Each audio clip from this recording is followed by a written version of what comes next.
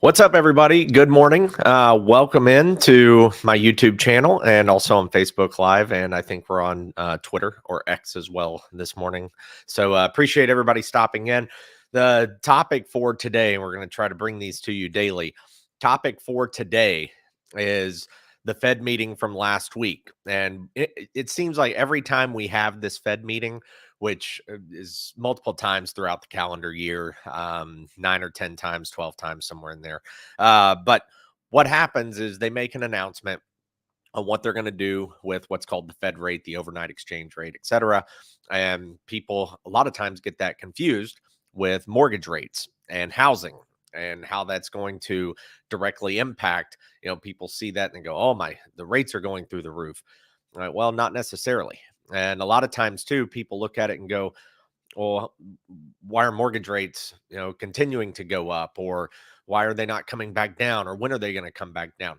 So I want to dive into that here for 8 to 10 minutes and just go over that with you and some thoughts and some questions that have kind of come up and just give you a little feedback on this. So first, what happened with the meeting last week? There was a lot of speculation, last year and a lot this year. They were constantly raising the interest rates, a 0.5%, 0.75%, 0.25%.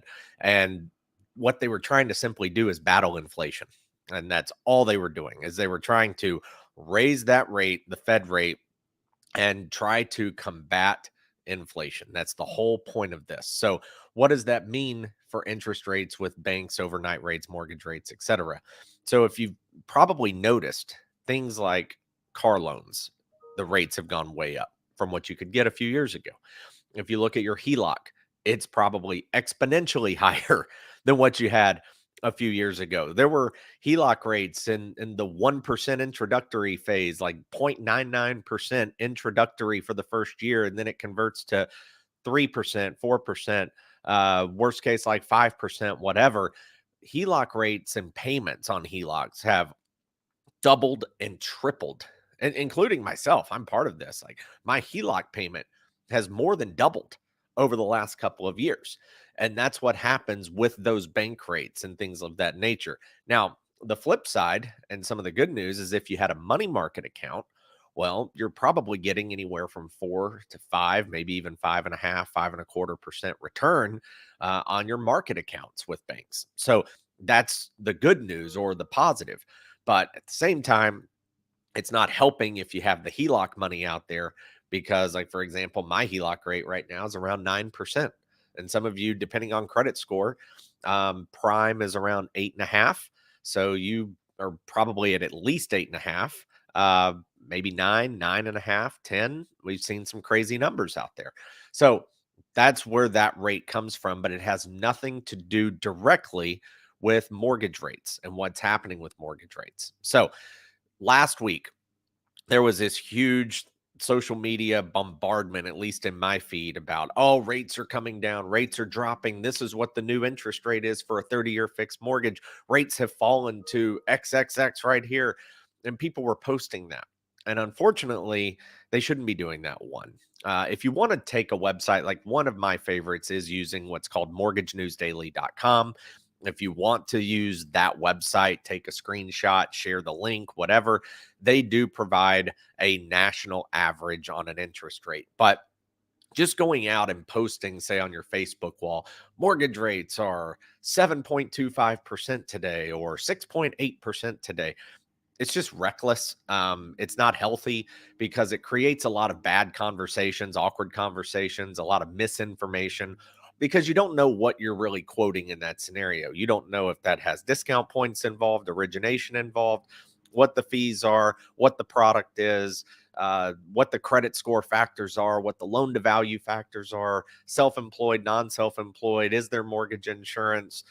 There's just all these different things, and people, they go in their mortgage calculators or on Google and they start punching in numbers based on that. And then they get this false sense of, a lot of times, hope that a payment is more affordable or that they qualify for something that maybe they don't.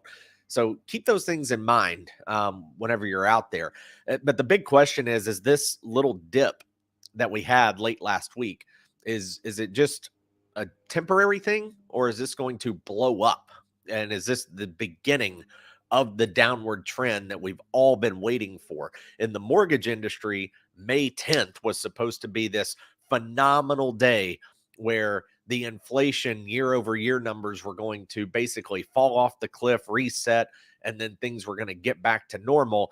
And it didn't end up happening. And now here we are on November 6th, and rates are higher than where they were on May 10th when everybody thought things were going to get drastically better in a hurry. There were mortgage people literally telling people not to lock. We're waiting for May 10th. May 10th is the day I'm about to get filthy rich on a pipeline that's going to come in after May 10th.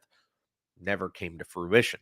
So, is this little downward trend of relief something that's going to stick around? Well, unfortunately, if you're basing the market off today, the answer is no, because today mortgage-backed securities are up 31 basis points. So rates have actually gone back up a little bit today instead of, continuing the downward trend. Now, they can't go down forever, just like stocks can't go up every single day. But on the downward trend last week, but again, right back to the upward trend today. And the question is, again, are we seeing this, or is this just a 1 week, 2, 3 day relief that we don't know if it's going to continue for the long haul and into next year or not? Now, my personal opinion, and I've said this many times, I don't know if this is the downward trend yet. I don't know. But I do think, because we are now, as of, I guess it's today, right? Or maybe it was yesterday, but tomorrow is Tuesday, the first Tuesday of November. We are 1 year from the presidential election of 2024, which appears to be, as of right now, Biden versus Trump round 2. Now, if that does happen, whoever is in office, whoever is the incumbent, this has nothing to do with if you're a Democrat or a Republican, whoever is in office is going to want everything in the economy to look as strong or as healthy or as good as possible. Money in your pocket, able to spend without worrying about how much is left in your savings, not having to work 2 jobs to pay the bills. Everybody's going to want things to look as good as possible because you're up for reelection. And the mortgage payment, and if you can keep those rates low, it's the biggest expense you have every single month. You forget that eggs may be $2 more, that cheese is $2 more, or that gas is $1 higher at the pump. Mortgage rates have a huge direct impact on your monthly budget. So, my personal opinion is that you're going to see rates trend downward in 2024. And it may be Q2, maybe even as late as Q3.